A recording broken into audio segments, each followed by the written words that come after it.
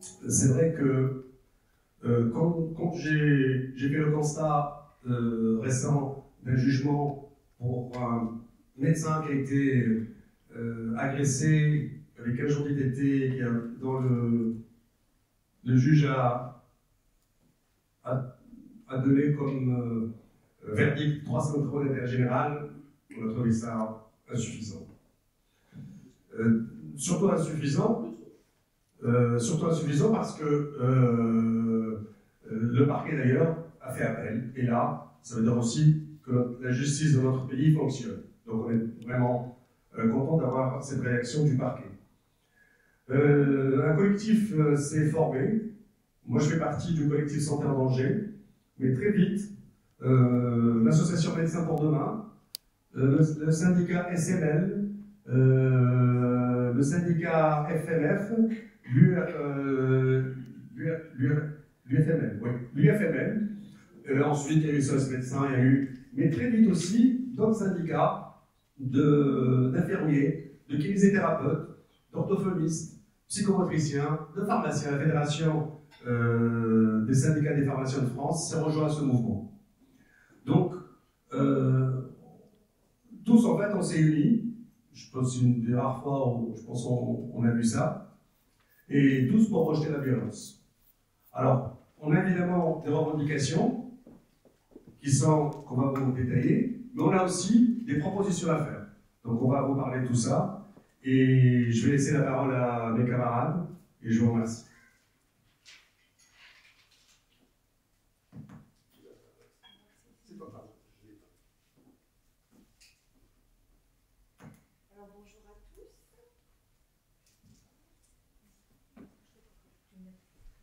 Bonjour à tous. Donc moi, je suis Émilie Dupart, je suis infirmière libérale depuis 20 ans. Je fais le même constat que le docteur Wichaud. Donc notre exercice est de plus en plus compliqué. Et je suis là aujourd'hui en tant que membre du collectif Santé en danger et pour représenter tous ceux et celles qui ne sont pas là aujourd'hui. Les secrétaires médicales, les aides-soignantes, les auxiliaires de vie. Donc cette violence, elle entraîne des difficultés dans notre travail. Du coup, avec une perte de chance pour nos patients. Il y a certains quartiers où on ne se déplace plus parce qu'on a peur. Parce que les violences institutionnelles qui entraînent les violences des patients envers les soignants aggravent la situation, notre souffrance. Donc je suis très contente des soins. On a été vraiment très surpris d'avoir des remontées de terrain de violence. Ce que nous ont monté tous les médecins en France, en dom-tom, c'est de plus en plus d'agressions physiques, d'agressions verbales et un sentiment de honte et d'impuissance. Et ça nous a vraiment frappé parce qu'on s'attendait à ce qu'on nous parle de pénurie, on nous a parlé vraiment de violence. Donc moi, pour illustrer ces violences, moi je suis une femme de 47 ans. Je ne suis pas très imposante physiquement, comme vous voyez. Ça fait 20 ans que j'exerce dans les quartiers prioritaires de la ville à Bonvin, qui est dans l'Est de Lyonnais. Et donc, j'ai été 5 ans remplaçante et 15 ans installée, et j'ai toujours eu une salariée femme. Alors moi, j'ai subi une dizaine d'agressions verbales très violentes. J'ai subi 2 menaces d'agression physique. Je n'ai pu faire cesser les agressions physiques qu'en mimant d'appeler la police. C'est comme ça que l'agression s'est arrêtée. J'ai subi un cambriolage, un vol d'ordonnancier, et 2 fois des dégradations sur ma voiture à cause de refus de prescription. J'ai porté plainte 2 fois. J'ai porté plainte que 2 fois, pour le cambriolage et pour le vol d'ordonnancier, parce que ma responsabilité était engagée. Et pourquoi les professionnels de santé ne déposent pas plainte? C'est pas parce qu'on ne veut pas, c'est parce que c'est compliqué, parce qu'on bosse beaucoup d'heures par semaine, et que passer 4 à 5 heures dans un commissariat avec notre vie professionnelle, avec nos vies de famille, et ben c'est un peu compliqué. Juste pour vous donner quelques chiffres que vous avez déjà, c'est que, je reviens juste à une chose, samedi dernier, c'est un peu ironique, hein, c'était la journée internationale du droit des femmes, et je pense que le droit des femmes soignantes, c'est d'être en sécurité, et donc on appelle à des actes. Voilà. Donc c'était la journée internationale du droit des femmes, et du coup, une femme soignante, elle a envie d'être en sécurité, comme tu disais, Émilie, quand on va soigner, que ce soit dans notre cabinet ou quand on va au domicile, parce que comme les infirmières, peut-être un peu moins que les infirmières, mais les médecins, on va beaucoup au domicile, et on a envie de se sentir en sécurité. Pour ce qui est des violences pour les soignants, juste quelques chiffres. En 2022, c'est 23 489 soignants qui ont été victimes. Voilà. Et puis, on a une augmentation des actes de violence. Et ce que je voulais dire, c'est que les femmes, malheureusement, elles sont beaucoup plus touchées. Elles représentent 56% des victimes. Et donc, on a quand même une proposition de loi, tu en as parlé, ça a été ce matin à la radio, qui est coincée à l'Assemblée nationale, c'est la proposition de loi Pradal, et on espère qu'elle va pouvoir être promulguée pour les protéger. Donc moi, ce que je voulais vous dire, c'est sanctuariser la sécurité des soignants dans un contexte de difficulté d'accès aux soins, de pénurie et d'épuisement de tous les soignants. Et puis surtout, c'est des professions, les professions de soignants qui se sont féminisées. Et en fait, nous, ce qu'on craint, c'est que ces jeunes femmes, médecins, infirmières, pharmaciennes, elles ne s'installent plus ou qu'elles ne viennent plus grandir les rangs de la profession si les violences ne cessent pas. Donc on souhaite vraiment, pas des paroles cette fois, on veut des actes pour protéger les médecins, pour protéger les pharmaciens, les kinés, les infirmières, les orthophonistes, les psychomotriciens. Et cette fois, on ne se contentera pas de paroles. Voilà. Je passe la parole à Diane, ma collègue infirmière.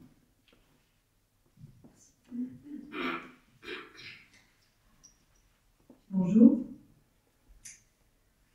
Donc moi je me présente, je suis Diane Bracchini des Hautes-Bourgs, présidente d'un syndicat d'infirmières libérales ONSIL. Les menaces verbales et agressions physiques prennent une dimension particulière lorsque les professionnels de santé interviennent à domicile. Que ce soit l'aide-soignante, l'auxiliaire de vie, l'aide à domicile, le médecin, le kinésithérapeute, l'infirmière libérale ou encore le podologue, liste non exhaustive bien sûr, tous sont exposés à une vulnérabilité accrue. Le patient, qui évolue dans un environnement familier, peut percevoir l'intervention du soignant comme une intrusion malvenue. Une fois la porte fermée, la possibilité de fuir devient limitée. Par ailleurs, la présence de l'entourage peut exacerber les tensions et amplifier un conflit latent. Les infirmiers libéraux sont particulièrement confrontés à cette réalité. Ils assurent au quotidien le suivi de patients souffrant de impatients à leur traitement peut entraîner des décompensations soudaines et des comportements agressifs. Selon une enquête récente de l'Ordre des infirmiers, 80% des infirmiers libéraux ayant subi les violences les attribuent aux patients ou à leur entourage. Plus de détails, 62% des infirmiers ont été confrontés à des violences verbales, 32% des menaces physiques, 15% ont subi une agression physique lors d'une visite à domicile. Ainsi, par exemple, en 2024 à Cherbourg, une infirmière libérale a eu une tentative d'étranglement et a été menacée de mort à domicile par un patient qu'elle suivait depuis 3 ans. Il voulait me tuer, a-t-elle confié. Pourtant, les infirmiers libéraux restent les grands oubliés des droits à la sécurité, contrairement aux salariés qui peuvent exercer un droit de retrait en cas de danger grave et imminent. Les professions libérales n'ont pas accès. Pire encore, le Code de santé publique impose aux infirmiers une obligation de continuité de soins. Vouloir interrompre une prise en charge, même en cas de danger, peut les exposer à des sanctions disciplinaires et financières. Pourquoi l'infirmière libérale devrait-elle être la seule personne à supporter les conséquences d'une obligation de soins qui met sa vie en péril? Devrait-elle travailler avec la peur au ventre jusqu'à une agression annoncée? Proposer un autre danger n'est pas une solution. Il est vraiment urgent de prévoir une mesure d'exception. La mise en place d'un collège pluriprofessionnel capable de prendre le relais face à un patient dangereux avant que la violence s'aggrave. Nous savons que l'Ordre national des infirmiers est mobilisé contre cette violence croissante et qu'il a récemment publié une étude sur les violences sexistes. C'est pourquoi nous demandons un positionnement clair sur le droit de retrait effectif et sécurisé, indispensable à tous les soignants intervenant à domicile. Les chiffres sont éloquents, la réalité est alarmante. Il est temps d'agir.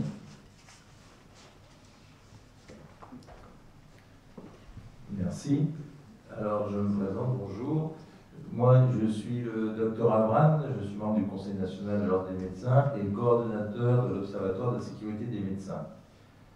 Voilà plus de 20 ans que le Conseil national de l'ordre des médecins a pris en compte les problèmes de sécurité, puisque nous avons créé un observatoire qui chaque année donne les résultats des violences que nous constatons, qui sont déclarées. Malheureusement, et ça fait partie de nos batailles, il faudrait que l'ensemble des professionnels de santé comprennent bien que malgré l'empathie qu'ils ont pour leurs patients, qui fait que souvent ils ne déposent pas plainte ou que souvent ils pensent pouvoir arranger les choses, il faudrait qu'ils prennent en compte le fait qu'il faut porter plainte.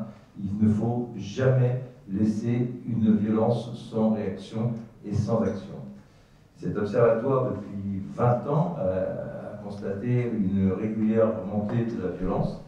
Cette violence s'est traduite par il y a, sur les années 2022-2023, une augmentation de plus de 50% des violences à l'encontre des médecins, mais je pense que c'est aux mêmes actes de violence que les médecins.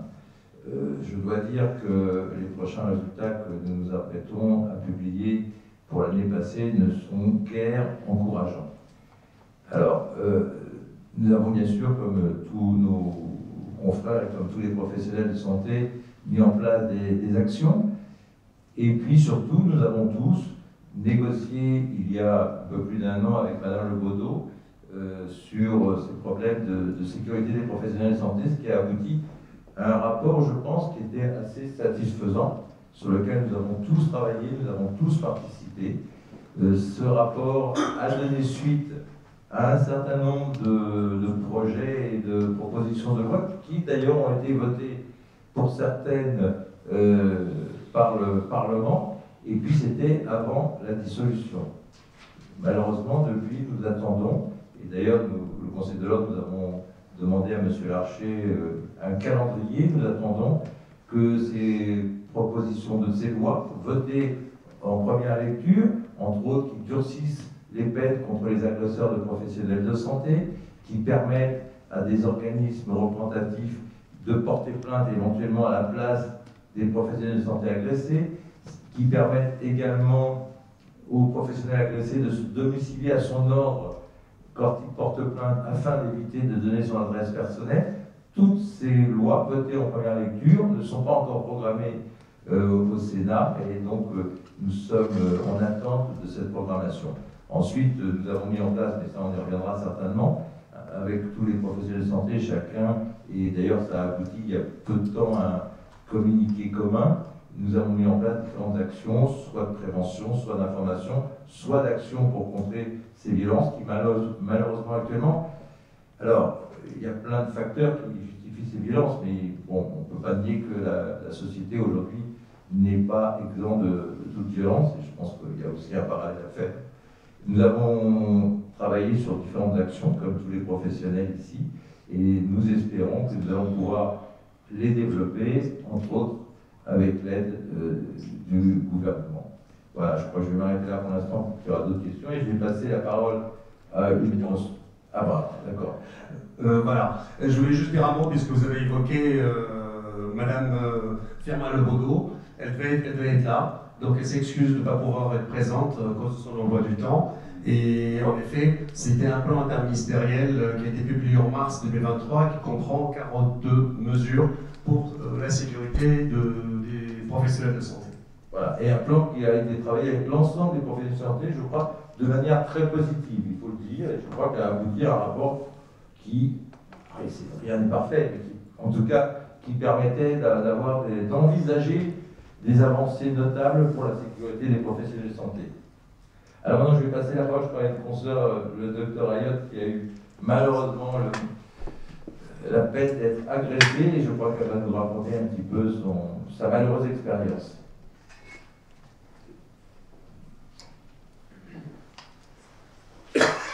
Bonjour à tous, donc moi je suis le docteur Ayo Juliette, je suis installée près d'Aix-en-Provence, dans une petite commune de Cadolive, après avoir fait 7 ans de SAMU à Marseille, où on est rentré dans des cités où même la police ne rentrait pas. Jamais je ne pensais, après mes 7 ans d'installation à Cadolive, dans un petit village aussi calme, vivre ce que j'ai vécu il y a une dizaine de jours.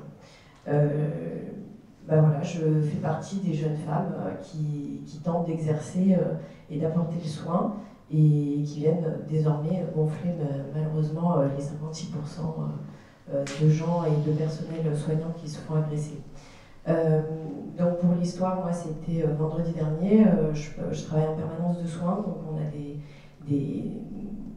des horaires élargis pour permettre à tous et toutes d'avoir un médecin quelle que soit l'heure. Donc je travaille en 9h, 22h et au moment de fermer mon cabinet, je fermais la porte. J'ai été qui voulait ma recette de cabinet.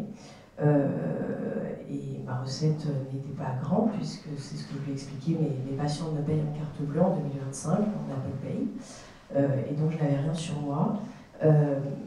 Voilà, physiquement je n'ai rien eu, moralement c'est plus compliqué.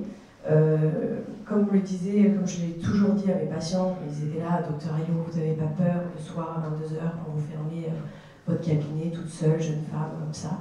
Je n'ai jamais eu peur, jamais, et vraiment en toute sincérité. Depuis vendredi 28 février, 22h05, je ne peux plus le dire, c'est terminé. Donc, je suis là pour... voilà, physiquement ça va, moralement c'est plus compliqué. Je suis là pour dire, moi je suis prête à soigner, il n'y a pas de souci. Me faire agresser, c'est un non ferme et définitif. Voilà pour mon témoignage.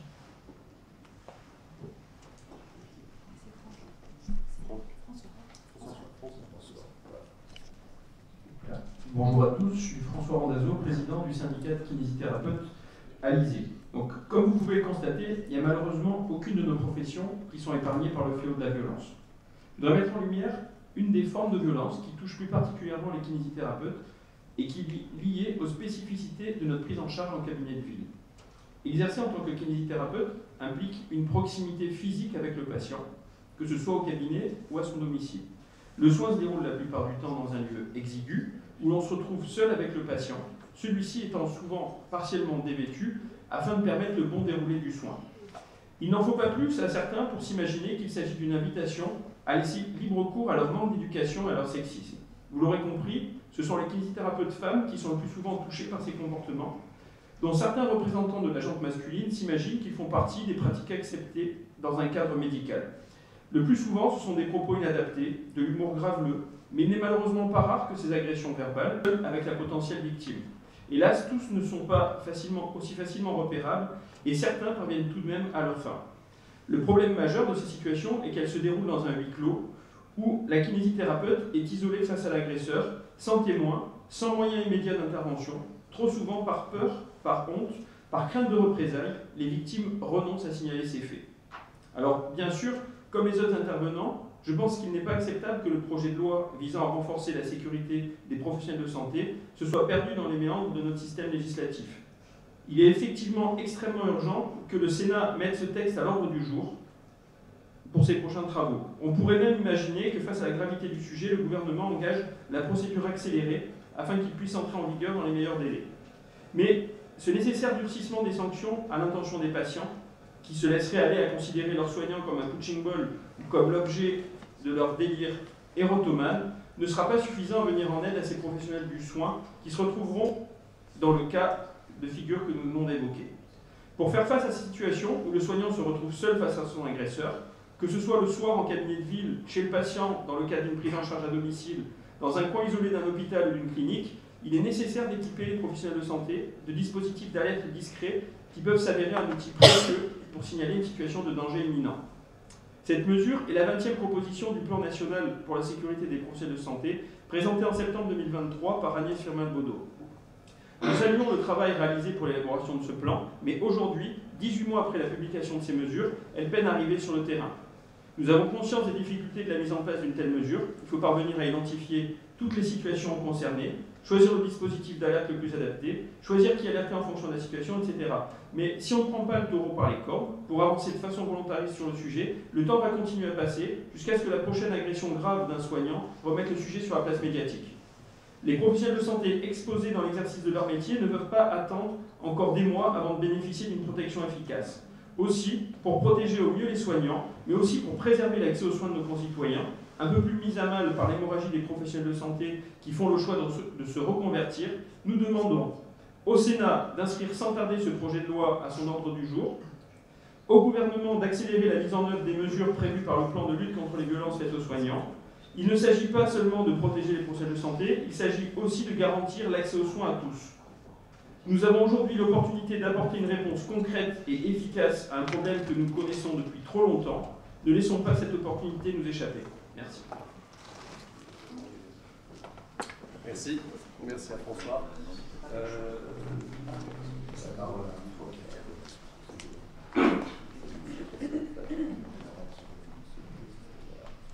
Bonjour, je suis le Dr Franck Larroux, je suis médecin radiologue et médecin légiste en région normande et j'interviens au titre de la Fédération des médecins de France. Je suis vice-président de la région Normandie et du bureau national de la Fédération nationale des médecins radiologues et surtout d'un collectif aujourd'hui. L'idée c'est de présenter ce qu'on veut en fait. Qu'est-ce qu'on veut? C'est-à-dire qu'est-ce qu'on souhaiterait?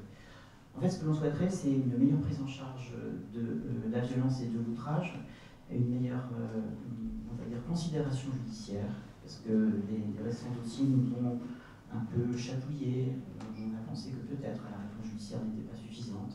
En tout cas, ce n'est pas très dissuasif pour les potentiels agresseurs. Donc l'idée, c'est d'accroître le périmètre de l'outrage en incluant dans le délit d'outrage les professionnels de santé dans l'exercice de leur profession. Ça, c'est la première mesure. La deuxième mesure, c'est que lorsqu'il y a des violences physiques, de violences, cela puisse être un délit, ce qui aura le mérite d'être un peu plus punitif et surtout d'être probablement plus dissuasif. Parce que l'idée, c'est surtout aussi d'être dissuasif. C'est-à-dire de démontrer à la population et à une personne qui pourrait avoir l'envie de déborder que ce ne se fait pas et que ça va être puni relativement sévèrement. C'est surtout le but de la prévention. La punition, c'est toujours un peu l'échec de la prévention. Le troisième but que nous aimerions avoir, en tout cas l'objectif que nous aimerions voir, c'est une mise à disposition de moyens, une cause, des informations auprès des parquets, quelque chose qui pourrait montrer que ce sujet est intéressant. Ça a été dit, ça a été répété. Il y a des projets de loi, il y a des rapports, il y a eu de nombreuses commissions qui se sont réunies et pour le moment, il n'y a pas grand-chose. Donc nous espérons que le ministre actuel, M. Lebler, va se saisir du sujet. Il l'a déclaré, son cabinet le dit, le redit. Nous devrions être reçus juste après au ministère si le mail arrive. Et c'est en cours. En tout cas, a priori, ça va être pris en compte. A priori, on est entendu. Maintenant, ce que l'on veut, c'est des mesures, bien sûr. C'est-à-dire que ça soit écrit quelque part, que la loi change éventuellement et que cette cause, cette situation ne puisse pas perdurer de la sorte, qu'on ne puisse pas nous dire chaque année dans le rapport du Conseil de l'Ordre que les violences ont encore augmenté, qu'on ne puisse pas nous dire qu'il faut encore déclarer, parce que tout à l'heure, on a parlé du nombre de violences déclarées, mais on ne parle que de celles qui sont déclarées. Et on sait pertinemment qu'il y a au moins 3/4 des cas qui ne le sont pas, puisque, comme ça a été dit aussi, on n'a pas le temps, on fait autre chose, on espère que ça va changer, et puis on trouve parfois des excuses à nos patients, parce que c'est un peu notre boulot aussi. Et donc, on espère quand même que ça va changer, que cette cinétique va s'arrêter et qu'on va enfin retrouver un peu de calme, parce qu'il faut aussi voir une autre problématique, et ça, c'est aussi ce qu'on demande, c'est l'attractivité. L'attractivité de la profession, on y travaille tous, on aimerait bien être remplacé, on aimerait bien avoir des médecins qui soignent tout le monde, mais le problème, c'est que si on rajoute une petite brique encore à la difficulté d'avoir des médecins qui s'installent, eh bien, la médecine de soins va encore être plus compliquée à gérer. Il y aura encore plus d'attentes et ça risque de générer encore plus de désaffection et puis de problématiques de violence.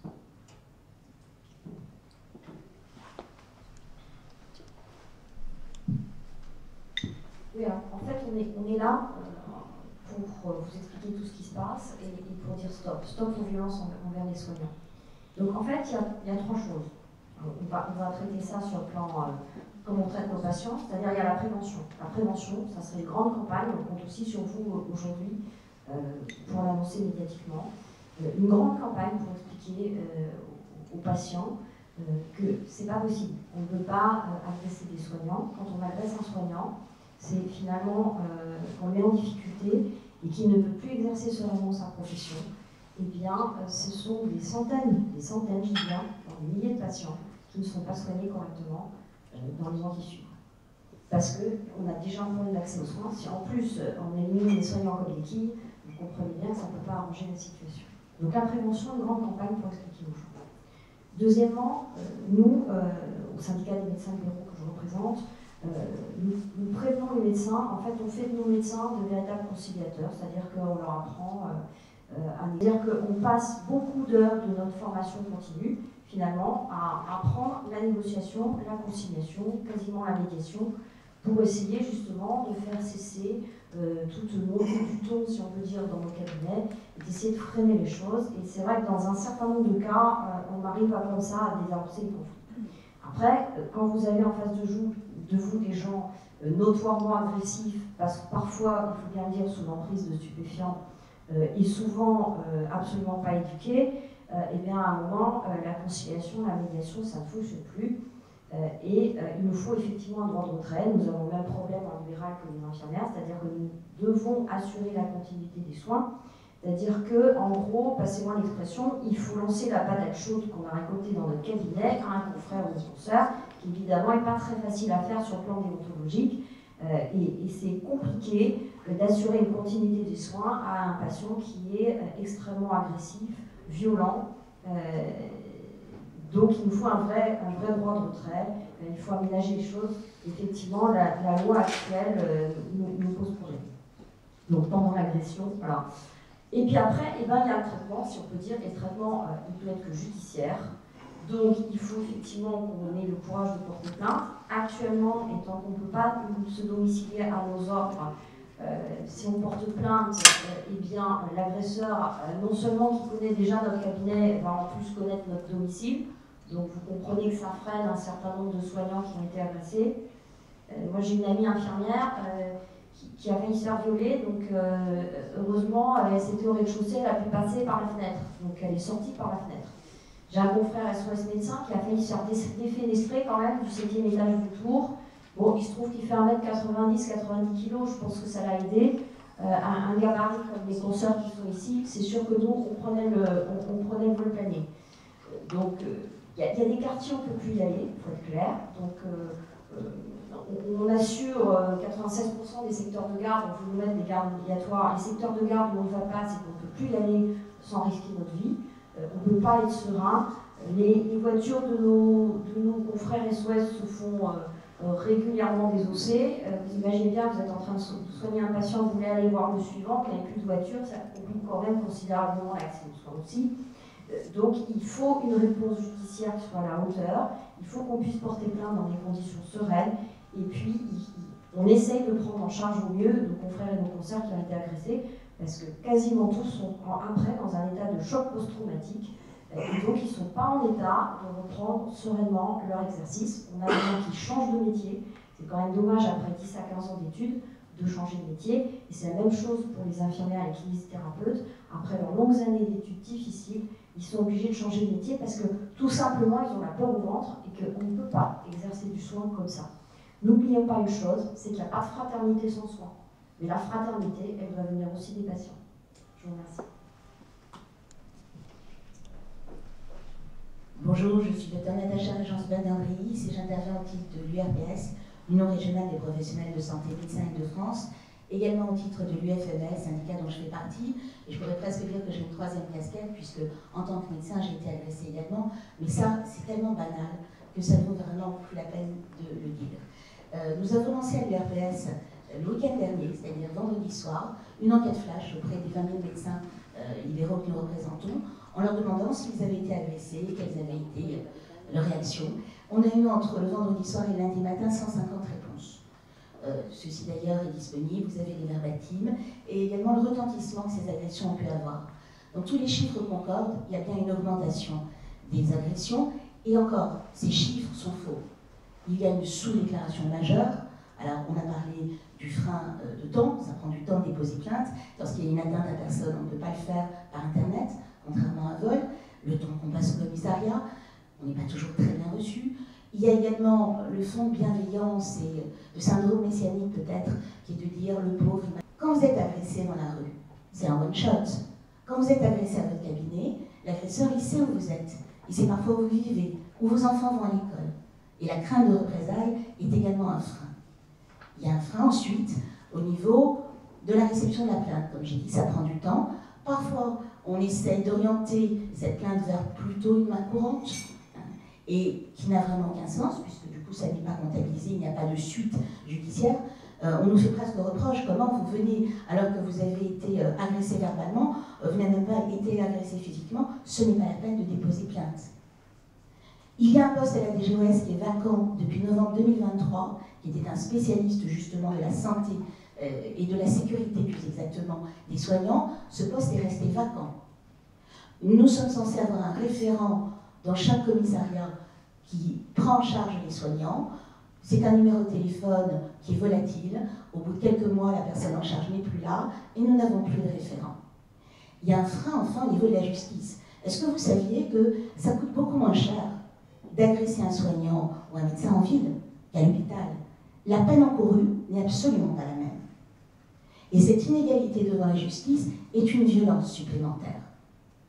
Ensuite, en effet, quand on se rend compte que les peines paraissent tout à fait minimes par rapport à la violence de l'agression, on a eu encore le cas, parmi les verbatims dont je vous parlais, d'un médecin qui a été agressé avec une arme par un patient.